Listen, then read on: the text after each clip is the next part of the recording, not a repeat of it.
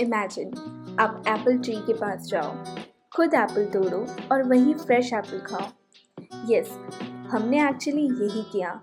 जुलाई के एंड में हम फैमिली के साथ नैनीताल और मुक्तेश्वर गए थे एंड वहाँ we visited a beautiful fruit orchid. Entry ticket था जस्ट 200 पर पर्सन और इसके साथ हमें एक गाइड भी मिला who took us around the orchard. Orchard में हमने देखे एप्पल, पियर्स, कीवी और प्लम्स, साथ ही कुछ सीजनल फ्रूट जैसे कि आलमंड, चेरीज, एप्रिकॉट।